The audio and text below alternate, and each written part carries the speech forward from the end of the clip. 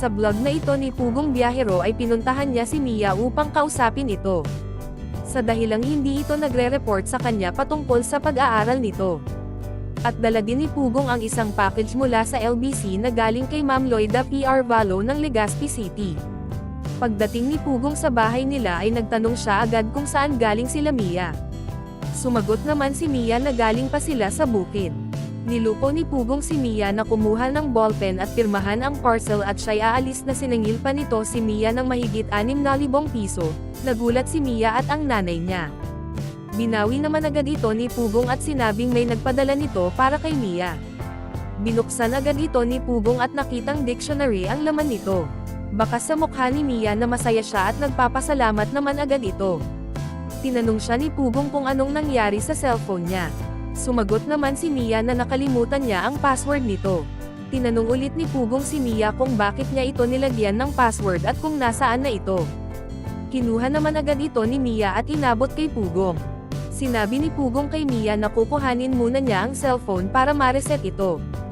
At tinanong si Mia kung bakit hindi siya nag-update kay Pugong sa Messenger gayong nakapag-Facebook naman siya.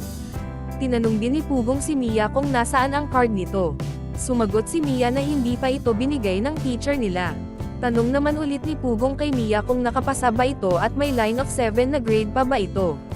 Sumagot naman si Mia na pasado siya at 85 up yung grade niya, at yung card nila sa school ay ibibigay ng teacher sa panahon ng brigada.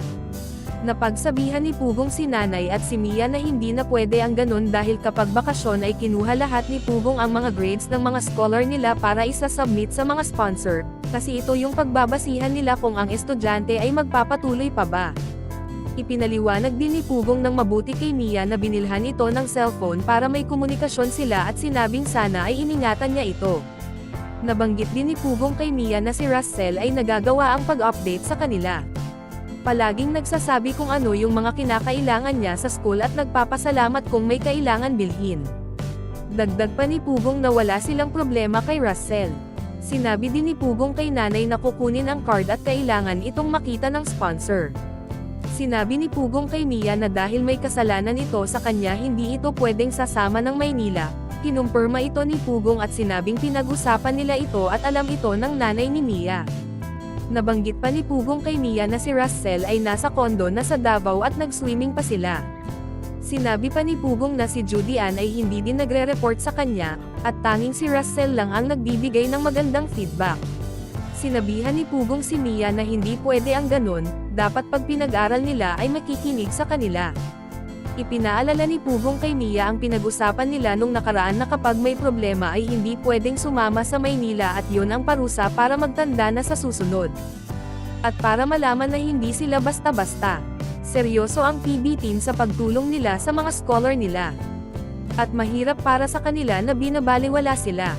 Tinanong ni Pugong si Mia at si nanay kung naiintindihan ba nila ito. Sumagot naman sila na oo. Sinabi ni Pugong sa kanila na sa susunod ay ibibigay ang grades lagi pagkatapos ng grading period, pikturan at isend sa Messenger. Sumagot ang nanay ni Mia na hindi ito marunong gumamit ng Messenger. Sumagot si Pugong na akala niya ay marunong na si Mia at nang nasa Davao ito ay naturo na nila. Sinabi ni Pugong kay Mia na hindi pwede laging hindi marunong, gamitin ang utak at magpaturo ito sa mga kaklaseng may alam kung paano ito gawin. Tinanong ni Pugong si Mia kung ilang taon na ito. Sumagot naman si Mia na 15. Kaya sinabihan siya ni Pugong na dapat ay mag-matured na siya, di pwedeng laging nanay at kaedad lang niya si Russell. Sinabi din ni Pugong sa kanila na susunod ay ayaw na niya ang ganun at kung magkakamali pa ulit ay alam na nila ang gagawin. Inulit lahat ni Pugong kay Mia at kay nanay ang dapat nilang gawin. Dagdag pa ni Pugong pag sinabing mag-aral ng mabuti ay dapat gawin kahit hindi mag-top ay okay lang, kung ano lang yung kaya at bonus na lang kung gagalingan at nasa line of 8 o higit pa. Tinanong ni Pugong si Mia kung naiintindihan nga ba niya ito. Sumagot naman ito na promise at nantindihan niya.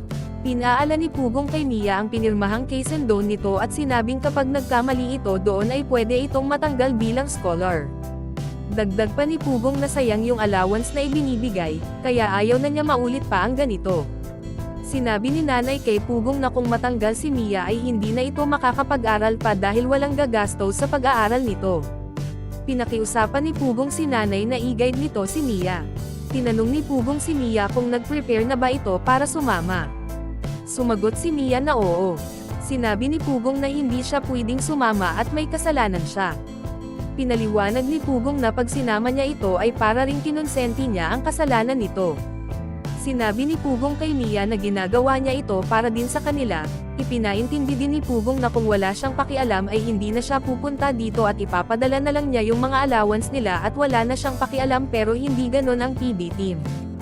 Binigay na ni Pugong ang 5,000 allowance ni Mia nitong buwan ng Hunyo. At nagpasalamat agad si Mia. Nagsorry naman si Mia sa sponsor niya at nangakong hindi na ito mauulit pa. Nagpaliwanag naman si Pugong sa mga viewers na ginagawa niya ito hindi para ipahiya ang mga bata kundi para matuto sila. At para sa more summary video ng Pugong Biyahero, huwag kalimotang mag-like and subscribe.